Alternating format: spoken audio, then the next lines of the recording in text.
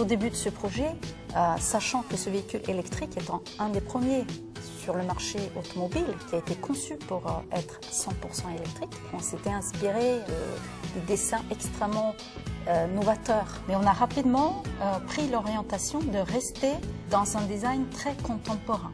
Pour concevoir une voiture 100% électrique, le premier défi, bien évidemment, c'est d'implanter la batterie. Donc la batterie, c'est quand même un organe qui pèse 290 kg. Donc c'est pas facile de déguiser ce volume dans l'architecture de la voiture sans faire une voiture qui est trop haute marché.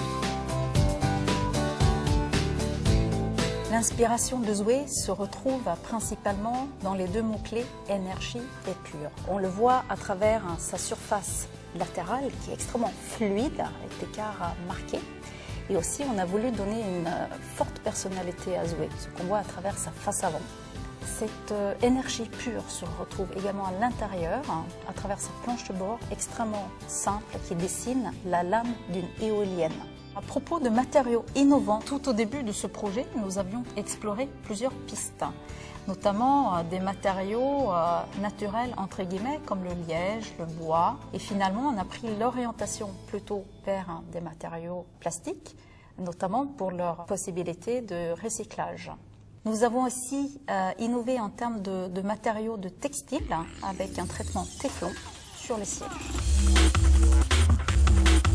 Zoé, c'est une petite voiture très innovatrice. Il faut savoir quand même qu'on a déposé une 60aine de brevets. Chargeur Caméléon, technologie brevetée Renault, c'est un chargeur qui nous permet de faire avec une seule prise sur la voiture, le charge standard chez nous avec le wallbox, ou bien avec les bandes dédiées charge rapide dans la roue, faire le charge avec une puissance de 43 kW, c'est-à-dire recharger la voiture dans une demi-heure. Zoé est équipée également avec une pompe à chaleur. C'est un système de clim qui est capable de marcher à l'inverse pour capturer l'énergie dans l'air ambiant autour de la voiture et l'utiliser pour chauffer l'habitacle.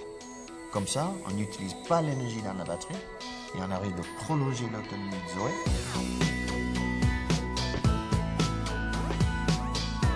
Nous avons travaillé sur le design de Zoé pour améliorer son autonomie, pour être le plus aérodynamique possible. Quelques petits détails, notamment nous avons intégré un diffuseur d'air en dessous du bouclier arrière du véhicule. C'est comme un tapis volant qui aide le véhicule à se faufiler dans le paysage automobile.